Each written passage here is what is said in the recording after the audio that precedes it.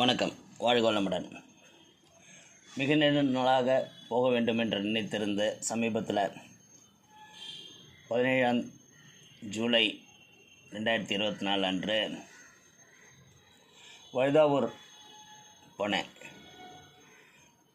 எவ்வளோ வருஷங்களாக, கிட்டத்தட்ட 50 வருடங்களாக வழுதாவூரை கிராஸ் பண்ணி முற்றாம்பட்டு திருக்கனூர்னு போகிறோம்.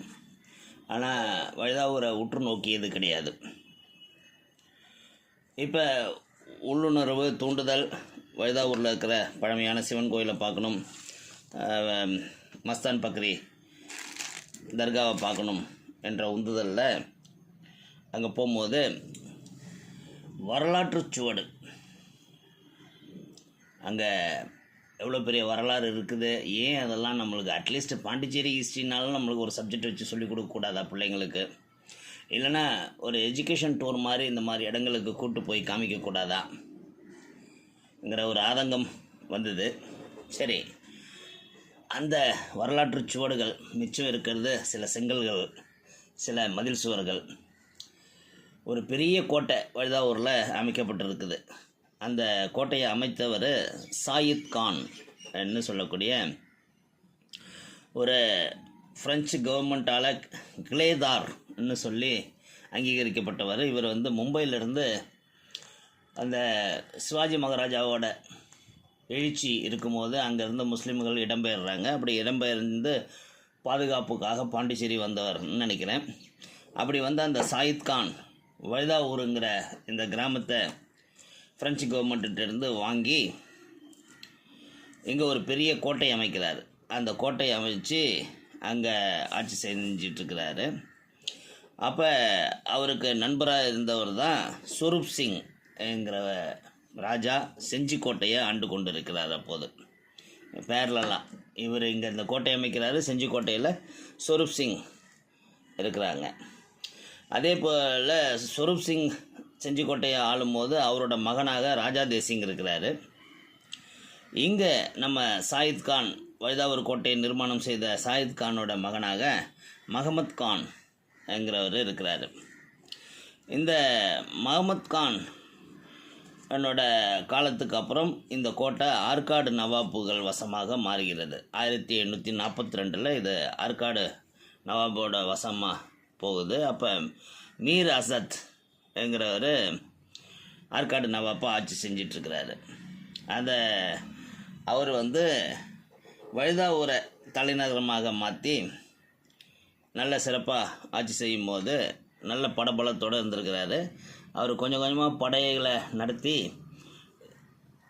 அதாவது நம்மளோட புதுவையோட தெற்கு பகுதின்னு சொல்லக்கூடிய இதே போல் செழிப்பாக இருக்கக்கூடிய இன்னொரு பகுதி அபிஷேகப்பாக்கம் வரைக்கும் தன்னோட படைகளை கொண்டுட்டு போய் அங்கே வரைக்கும் இது என்னோடய ஆட்சி பரப்புன்னு கொடியேற்றி இருக்கிறதா சொல்கிறாங்க.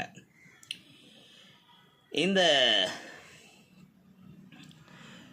நேரத்தில் தான் 1742 ஃப்ரெஞ்சு நம்மளோட பாண்டிச்சேரியில் இருந்த ஃப்ரெஞ்சு கவர்மெண்ட்டு டூப்ளெக்ஸ்ங்கிறவர் சென்னையை அட்டாக் பண்ணுறாரு. 1748 செப்டம்பரில் சென்னையை அட்டாக் பண்ணி சென்னையை தோற்கடிச்சிடுறாரு.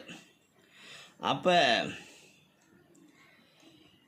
இங்கே ஆட்சியில் இருந்த இந்த வழுதாவூர் கோட்டையில் ஆட்சியில் இருந்த ஆற்காடு நவாபாக இருந்த அன்வர்தீன் கான் என்கிறவர் இந்த அட்டாக்கு நீங்கள் பண்ணக்கூடாது, ஃப்ரெஞ்சு கவர்மெண்ட் செஞ்சது தப்புன்னு சொல்லி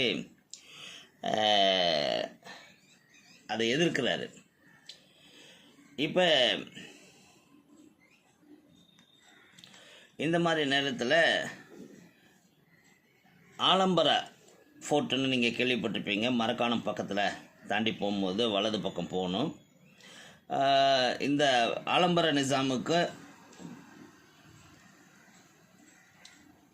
மத்தியஸ்துக்கு வராரு. ஏன்னா அவர் ஆலம்பரா ஃபோர்ட்டு அந்த நிசாம் ஃப்ரெஞ்சு கவர்மெண்ட்டோட சப்போர்ட்டராக இருந்தார். ஆற்காடு நவாபுங்கிறவர் வெள்ளக்காரனோட சப்போர்ட்டில் இருந்தார். அப்போ என்ன பண்ணுறாங்க, ஆற்காடு நவாபுக்கு இந்த சென்னை உங்களுக்கு தோக்கடித்த அந்த சென்னையை உங்களுக்கு வேணும்னு நீங்கள் கேட்டிங்கன்னா எங்களுக்கு ஃப்ரெஞ்சு கவர்மெண்ட்டுக்கு நீங்கள் வில்லியனூர், வழுதாவூர், இதெல்லாம் தந்தால் நாங்கள் சென்னையை கொடுத்துட்றோம் ன்னு சொல்லி ஒரு அக்ரிமெண்ட்டுக்கு வராங்க. அப்போ சென்னையை கொடுத்துட்டு வழுதாவூரையும் வெள்ளினூரையும் ஃப்ரெஞ்சு கவர்மெண்ட்டு வாங்குது. அதுக்கான காரணம் என்னென்னா, வழுதாவூர் அவ்வளோ செழிப்பான இடமா இருக்குது. கிட்டத்தட்ட 1,00,000 ரூபா வரியாக வசூலிக்கப்படக்கூடிய இடமாக இருந்திருக்குது. அதோட செழிப்புக்காக இதை கேட்டு வாங்குகிறாங்க. 1750 செஞ்சிக்கோட்டையை ஃப்ரெஞ்சு கவர்மெண்ட் அட்டாக் பண்ணி வின் பண்ணுறாங்க. அப்படி வின் பண்ணும்போது ஒரு 100 கிராமங்களை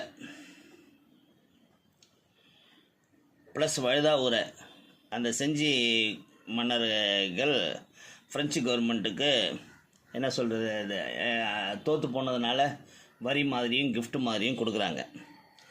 இப்போ ஃப்ரெஞ்சோட ஆட்சி பரப்பில் பெரிய விரிவு, அதாவது இந்த பக்கம் சென்னை யாரும் அவங்கள டச் பண்ண முடியாத அளவுக்கு இந்த பக்கம் செஞ்சி, இந்த பக்கம் வழுதாவூர் இன்னும் செழிப்பாக இருந்திருக்குது ஃப்ரெஞ்சு படை.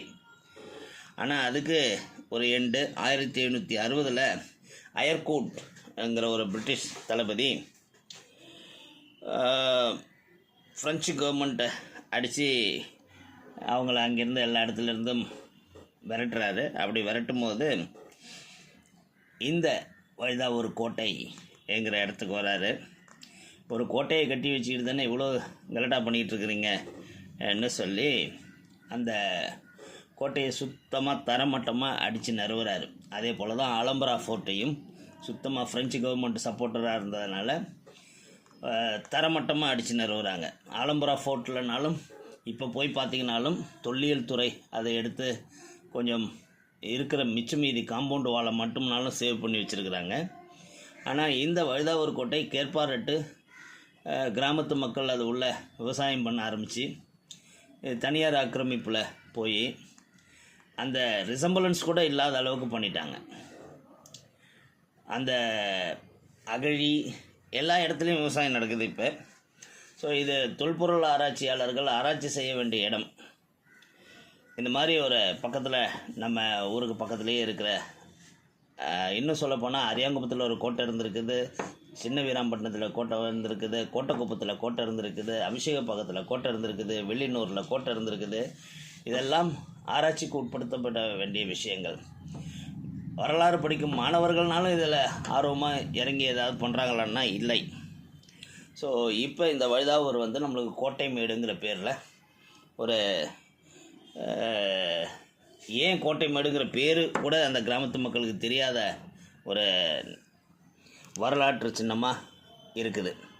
இப்படி இருக்கிற இந்த இடத்த நம்ம பிள்ளைகளுக்கு உங்களுக்கு நேரம் கிடைக்கும் போது வழுதாவூர் பக்கம் கூப்பிட்டு போய் நீங்களும் கொஞ்சம் சாமி கும்பிட்டுட்டு இந்த வழுதாவூர் பற்றிய வரலாறுகளை சொல்லி, நம்ம யாராலெல்லாம் ஆட்சி செய்யப்பட்டிருக்கிறோம், ஃப்ரெஞ்சுக்காரவங்க எப்போ வந்தாங்க, எப்போ இந்த கோட்டை கட்டப்பட்டது, எப்படி இந்த கோட்டை கட்டப்பட்டது, அந்த கோட்டை கட்டும்போது தேசிங் மகாராஜா இங்கே வந்திருக்கிறாரு, அவர் வணங்கிய சிவன் கோயில், தேசிங் மகாராஜா இங்கே வரும்போது ஏற்கனவே இந்த மஹமத் கான், சாயித் கான் இவங்கெல்லாம் ஒரு மசூதி கட்டியிருக்கிறாங்க, அந்த மசூதி இன்னும் இருக்குது. ஸோ இந்த மாதிரி பல வரலாறுகளை பிள்ளைகளுக்கு சொல்லும்போது ஒரு சுயம் கிடைக்கும், அதாவது நம்ம சுய சிந்தனை. ஏன்னா வரலாறுங்கிற பேரில் நம்ம தலையில் எதையாவது திணிச்சு வச்சுருக்கிறாங்க, அதெல்லாம் மாற்றணுங்கிறது என்னோடய ஆசை.